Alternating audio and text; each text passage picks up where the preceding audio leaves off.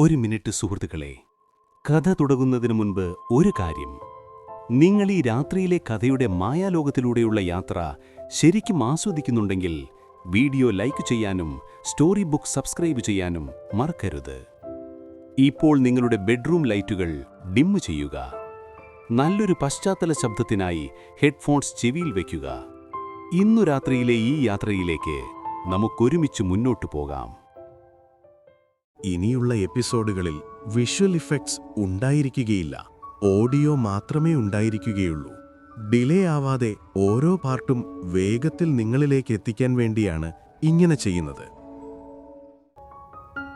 ദേവൻ പ്രതീക്ഷിച്ചതുപോലെ തന്നെ കലിതുള്ളി വീശിയടിക്കുന്ന കൊടുങ്കാറ്റായി ആവണി അവന്റെ മുറിയിലേക്ക് കയറി ചെന്നു.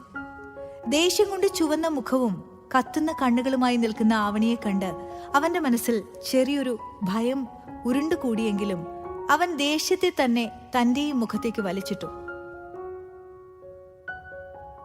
ദേവേട്ടൻ ആയുഷിനെ ഭീഷണിപ്പെടുത്തിയത് എന്തിനാ? അവളുടെ ശബ്ദത്തിന് ഒരു മയവും ഉണ്ടായിരുന്നില്ല.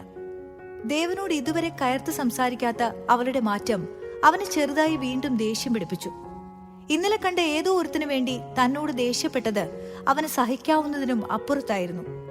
ആര് പറഞ്ഞു ഭീഷണിപ്പെടുത്തിയെന്ന്? അവൻ തെല്ല് പുച്ഛത്തോടെ ചോദിച്ചു. ആ പരിഹാസം മനസ്സിലായെങ്കിലും അത് ഗൗനിക്കാതെ അവൾ വീണ്ടും ചോദിച്ചു. അവൻ തന്നെ. അവൻ അങ്ങനെയാണോ പറഞ്ഞത്? വീണ്ടും അവൻ പുച്ഛം വാരി വിതറി. ഭീഷണിപ്പെടുത്തിയിട്ടൊന്നുമില്ല. അങ്ങനെയൊന്ന് പേടിപ്പിച്ചിരുന്നെങ്കിൽ അവൻ ഇന്ന് പറയാൻ നിന്റെ മുന്നിൽ പോലും വരില്ലായിരുന്നു. അത് അവൾക്കും അറിയാമായിരുന്നു. മഹാദേവനെ എതിർത്ത് ആയുഷിനെന്നല്ല ആർക്കും തന്നെ ആ നാട്ടിൽ നിൽക്കാൻ പോലും പറ്റില്ലെന്ന് അവൾക്ക് നന്നായി അറിയാമായിരുന്നു. അവന്റെ സ്വാധീനവും പിൻബലവും നാട്ടിൽ അത്രയ്ക്കുമായിരുന്നു. എല്ലാം ഞാൻ ദേവേട്ടനോട് പറയാറില്ലേ? പിന്നെന്താ? ഉവ്വ, പറയാറുണ്ട്. അത് എന്ത് തോന്നിയാസം കാണിക്കാനുള്ള ലൈസൻസ് ആണെന്ന് നീ കരുതണ്ട. ഞാൻ എന്ത് തോന്നിയാസം കാണിച്ചെന്നാ? പകൽ മുഴുവൻ നീ എന്തിനാ അവന്റെ കൂടെ കറങ്ങി നടക്കുന്നേ? നീ കോളേജിൽ പോലും പോവാതെ എന്തു പണ്ടാരടങ്ങാൻ അവന്റെ കൂടെ? മതി. അവൻ പറഞ്ഞു തീരും മുൻപ് അവൾ അലറി. എന്തിനാണെന്ന് ഒന്നുകൂടി വ്യക്തമായി പറയാം. ചെവി തുറന്നു കേട്ടോളൂ. ആയുഷ്മാൻ അവൻ തന്നെയോ എന്ന് അറിയാൻ. അവനല്ല ആയുഷ്മാൻ. താഴ്ന്ന ശബ്ദത്തിലെങ്കിലും അവനും അലറുകയായിരുന്നു. പെട്ടെന്ന് ആയുഷ് പറഞ്ഞത് അവൾക്ക് ഓർമ്മ വന്നു. ആവണി, നീ പറഞ്ഞ കാര്യങ്ങളും ആയുഷ്മാന്റെ റൈറ്റിംഗ്സും വെച്ച് നോക്കുമ്പോൾ ഏത് പൊട്ടനും മനസ്സിലാവുന്ന ചില കാര്യങ്ങളുണ്ട്. ആയുഷ്മാൻ ഈ നാട്ടിൽ തന്നെയുള്ള ആളാവാനാണ് സാധ്യത. ഒരുപക്ഷെ ദേവനും അയാളെ അറിയാമായിരിക്കും. അല്ലെങ്കിൽ ആയുഷ്മാന് നിന്നെ അറിയാം. നീ അയാളെ തിരിച്ചറിയുന്നില്ല എന്ന് മാത്രം. ദേവേട്ടൻ എന്താ ഇത്ര ഉറപ്പ് അവനല്ല ആയുഷ്മാനെന്ന്? അവൾ തല വെട്ടിച്ചുകൊണ്ട് ചോദിച്ചു. എനിക്ക് ഉറപ്പാണ് അവനല്ല. പിന്നെ ആര്? ദേവേട്ടൻ അതറിയാം. ആയുഷ് പറഞ്ഞത് അപ്പോൾ ശരിയാണ്. ആയുഷ്മാന് ദേവേട്ടൻ അറിയാം. അതേടി, എനിക്കറിയാം. പറയാൻ മനസ്സില്ല എന്ന് മാത്രമല്ല, ഒരിക്കലും നീ അവനെ കണ്ടെത്തില്ല. ഞാൻ സമ്മതിക്കില്ല. ഏത് ഡാഷ് വന്നാലും ഈ മഹാദേവനെ മറികടന്ന് ആയുഷ്മാനെ കണ്ടെത്താൻ കഴിയില്ല. കണ്ടെത്തും ഞാൻ ദേവ. നീയല്ല, നിന്റെ അച്ഛൻ വിചാരിച്ചാലും തടയാൻ കഴിയില്ല ഈ ആവണിയെ. ദേവന്റെ സകല നിയന്ത്രണങ്ങളും നഷ്ടപ്പെടുകയായിരുന്നു. ഏറ്റവും ശപിക്കപ്പെട്ട ആ നിമിഷത്തിൽ വിധിയുടെ പുസ്തകത്തിലെ വിധിവാചകത്തിന് കീഴ്പ്പെടാതിരിക്കാൻ ദേവനും കഴിയില്ലായിരുന്നു. അവന്റെ ഓരോ അണുവിലെയും ക്രോധത്തിൽ ഭ്രാന്ത് പിടിച്ച മുഴുവൻ ശക്തിയും ആവാഹിക്കപ്പെട്ട വലം കൈ വായുവിലുയർന്നു. ആവണിയുടെ ഇടത്തെ കവിളിൽ ആഞ്ഞു പതിച്ചു. ഭൂമിയും ആകാശവും സകലതും ഒരു നിമിഷം ഫ്രീസിംഗ് പോയിന്റിലേക്ക് താഴ്ന്നു. ആവണി ദേവന്റെ ബെഡിലേക്ക് കമിഴ്ന്നടിച്ചു വീണു. അവളുടെ തലയ്ക്കുള്ളിൽ കറുത്ത വണ്ടുകൾ മൂളിപ്പാഞ്ഞു. കണ്ണിനു മുന്നിൽ സ്വർണ്ണ നിറത്തിൽ ശലഭങ്ങൾ പാറിപ്പറന്നു. പക്ഷെ അവളുടെ മനസ്സിന്റെ ഇച്ഛാശക്തി ശരീരത്തിന്റെ തളർച്ചയെ ഊതിപ്പറത്താൻ മാത്രം കരുത്താർജിച്ചു. ബെഡിൽ നിന്നും സർവ്വശക്തിയും എടുത്ത് എഴുന്നേൽക്കാൻ ശ്രമിച്ച ആവണിയുടെ കയ്യിൽ എന്തോ തടഞ്ഞു. ദേവന്റെ ബെഡിലെ പില്ലോയുടെ അടിയിലുണ്ടായിരുന്ന നീളമുള്ള പെൻ ടോർച്ച്. അവളുടെ കൈ ആ ടോർച്ചിൽ മുറുകി. വേച്ച് വേച്ച് അവൾ ബെഡിൽ നിന്നും എഴുന്നേറ്റു. ചെയ്തു പോയതോർത്ത് സ്തംഭിച്ചു നിന്ന് ദേവന്റെ തലയിൽ ശക്തിയോടെ ആ ടോർച്ച് വന്നിടിച്ചു. തല കറങ്ങി രക്തം ചീറ്റി ഒഴുകുന്ന നെറ്റിയിൽ പൊത്തിപ്പിടിച്ചുകൊണ്ട് അവൻ ഭിത്തിയിലേക്ക് ചാരി. ദേവന്റെ വേദന ആവണിയുടെ ഒരു നിമിഷത്തേക്ക് മരവിച്ചു പോയ ബുദ്ധിയെ തല്ലി ഉണർത്തി. അവളുടെ കണ്ണുകൾ പുറത്തേക്ക് തള്ളി വന്നു. ദേവനെയും കയ്യിലിരിക്കുന്ന ടോർച്ചിലേക്കും അവൾ മാറി മാറി നോക്കി. പെട്ടെന്ന് ആ ടോർച്ച് അവൾ വലിച്ചെറിഞ്ഞു. ദേവേട്ടാ എന്നൊരു കരച്ചിൽ അവളുടെ ചുണ്ടുകളിൽ ചതഞ്ഞരഞ്ഞു. അവളുടെ കണ്ണുകൾ പുറകോട്ടു മറഞ്ഞു. താഴേക്ക് വീണ ആവണി നിലം തൊടും മുൻപേ വേച്ച് വേച്ച് അവൾക്കരികിലേക്കെത്തിയ ദേവന്റെ കൈകൾ താങ്ങി. അവൾക്കൊപ്പം അവനും ബോധം നശിച്ച് താഴേക്ക് വീണു. ദേവൻ ഭാരം തൂങ്ങിയ കണ്ണുകൾ വലിച്ചു തുറക്കാൻ ശ്രമിച്ചു. തലയ്ക്ക് വല്ലാത്തൊരു മരവിപ്പും വേദനയും. നിഴലായി മുന്നിൽ കണ്ട രൂപം പതിയെ തെളിഞ്ഞു വന്നു.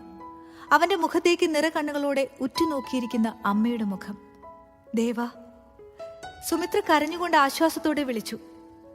ചുറ്റും നോക്കാതെ തന്നെ അവന് മനസ്സിലായി താൻ ഹോസ്പിറ്റലിലാണെന്ന്. എഴുന്നേൽക്കാൻ ശ്രമിച്ച ദേവനെ സുമിത്രയും ഉമയും കൂടി എഴുന്നേൽപ്പിച്ചു. ചാരിയിരുത്തി. ദേവൻ മൊത്തത്തിൽ ഒന്ന് പരിശോധിച്ചു. പ്രതീക്ഷിച്ചതുപോലെ തലയിൽ ഒരു കെട്ടും കയ്യിൽ ട്രിപ്പും. അവൻ ചുറ്റും നോക്കി. അച്ഛൻ അടുത്തേക്ക് വന്ന് ചോദിച്ചു, എങ്ങനെയുണ്ട് ദേവ ഇപ്പോൾ? കുഴപ്പമില്ല അച്ഛാ. അയാൾ സ്നേഹത്തോടെ അവന്റെ നെറുകയിൽ തലോടി. ബോധം നശിച്ച് ചോര ഒലിപ്പിച്ച് തറയിൽ കിടക്കുന്ന ദേവനെയും ആവണിയെയും ആദ്യം കണ്ടത് ബഹളം കേട്ട് അവിടേക്കെത്തിയ ഉമയായിരുന്നു. എന്താ ദേവേട്ട പറ്റിയത്? എന്താ അവിടെ നടന്നത്? ഉമയാണ് ചോദിച്ചതെങ്കിലും എല്ലാവരിലും ആ ചോദ്യം അവൻ കണ്ടു. ആവണി എവിടെ? അതിന് മറുപടി പറയാതെ അവൻ ഉദ്യോഗത്തോടെ ചോദിച്ചു. ഉമയ്ക്ക് അത് ഇഷ്ടപ്പെട്ടില്ലെങ്കിലും അവൾ ആ ഇഷ്ടക്കേട് പുറത്തേക്ക് വരാതെ അടക്കി. ആവണി എവിടെ? ആരും മറുപടി പറയാത്തത് കണ്ട് അവൻ വീണ്ടും ചോദിച്ചു. അവരുടെ മറുപടി വൈകുന്ന ഓരോ സെക്കൻഡും അവൻ ഓരോ യുഗങ്ങളായി തോന്നി. ഭയം അവനിലേക്ക് അരിച്ചിറങ്ങാൻ തുടങ്ങി. അവൾ സൈക്യാട്രിക് വാർഡിലുണ്ട്. ഉമയുടെ മറുപടി അവനിൽ ഒരു ഞടുക്കം സൃഷ്ടിച്ചു. അവൾക്ക് കുഴപ്പമൊന്നുമില്ലല്ലോ അല്ലേ? ഇല്ല, സെഡേഷനിലാണ്, ഉണർന്നിട്ടില്ല. അവളുടെ ശരീരത്തിനല്ല, മനസ്സിനാണ് കുഴപ്പം എന്ന് നന്നായി അറിയുന്ന ദേവന്റെ സമാധാനം നഷ്ടപ്പെട്ടു. അവളൊന്ന് വേഗം ഉണരണേ എന്ന് ഒരു മൗന പ്രാർത്ഥന അവനിൽ നിന്നും ഉയർന്നു. എനിക്ക് ആവണിയെ കാണണം, ദേവൻ ആവശ്യപ്പെട്ടു. അത് കേട്ട് ദേഷ്യം വന്ന ഉമയ്ക്ക് തന്നെ നിയന്ത്രിക്കാനായില്ല. ദേവേട്ടൻ എന്താ അവളെ കാണാതെ ഇരിക്കാൻ വയ്യേ? ഇത്ര നേരം ഞങ്ങൾ തീ തിന്നുമായിരുന്നു. എന്താണ് പറ്റിയതെന്ന് അറിയാതെ. എന്നിട്ടിപ്പോ അവളെ കാണാഞ്ഞിട്ടാണ് വിഷമം. ഇപ്പൊ എവിടേക്കും പോവാൻ പറ്റില്ല. ദേവേട്ടന് റെസ്റ്റാണ് വേണ്ടത്. ദേഷ്യത്തോടെയും അരിശത്തോടെയും ഉമ പറഞ്ഞു. അച്ഛനും അമ്മയും അവളെ പിന്താങ്ങി. അതെ ദേവ, ഉമ പറഞ്ഞത് ശരിയാ. ഇപ്പൊ നിനക്ക് എങ്ങോട്ടും പോവാൻ പറ്റില്ല. അവൾക്കൊരു കുഴപ്പവുമില്ല. അവൾ മയക്കത്തില. ഉണരട്ടെ. ഉണർന്നാൽ അവൾ ആദ്യം നിന്റെ അടുത്തേക്ക് ഓടിയെത്തും. പിന്നെന്താ? എന്റെ മോൻ കിടക്ക്. സുമിത്ര അവന്റെ കയ്യിൽ തലോടിക്കൊണ്ട് പറഞ്ഞു. ഞാനൊന്ന് കണ്ടിട്ട്. ദേവൻ വീണ്ടും ആവശ്യപ്പെട്ടത് ഉമയ്ക്ക് തീരെ പിടിച്ചില്ല. അവൾ പെട്ടെന്ന് റൂമിൽ നിന്നും ഇറങ്ങിപ്പോയി. അത് കണ്ട് ദേവന്റെ അച്ഛനും അമ്മയും പരസ്പരം നോക്കി. പിന്നെ ദേവനെയും. അവർ മറ്റൊരു ആപത്തിന്റെ സൂചന കണ്ടു. പക്ഷേ ദേവന്റെ മനസ്സിൽ അപ്പോൾ ആവണിയായിരുന്നു. അവന്റെ ചെവികളിൽ ഒരു ചങ്ങലക്കിലുക്കവും. വേണ്ട ദേവ, അവൾ ഉണരട്ടെ, എന്നിട്ടാവാം. അവൾ ഉണരുമ്പോൾ നീ കുഴപ്പമില്ലാതെ ഇരിക്കണം. അല്ലെങ്കിൽ അച്ഛനൊന്ന് നിർത്തി. നീ റെസ്റ്റ് എടുക്ക്. അച്ഛൻ പറഞ്ഞത് ശരിയാണെന്ന് അവനും തോന്നി. അവൾ മൂലം തനിക്ക് വേദനിച്ചു എന്നറിഞ്ഞാൽ ആവണി സഹിക്കില്ല. അതവന് നന്നായി അറിയാം. അവൾ മനഃപൂർവ്വം തന്നെ ഉപദ്രവിച്ചതല്ലെന്നും. ഒരു നിശ്വാസത്തോടെ ദേവൻ തലയിണിലേക്ക് ചാരി കണ്ണുകൾ അടച്ചു. ഒരുപാട് ചോദ്യങ്ങളുമായി 4 കണ്ണുകൾ തന്നെ നോക്കുന്നത് അവൻ തൽക്കാലത്തേക്ക് കണ്ടില്ലെന്ന് നടിച്ചു. ഇനി എന്ത് എന്ന ചോദ്യത്തിന് ചുറ്റുമുള്ള ഇരുട്ടിൽ അവൻ ഉത്തരം പരതി.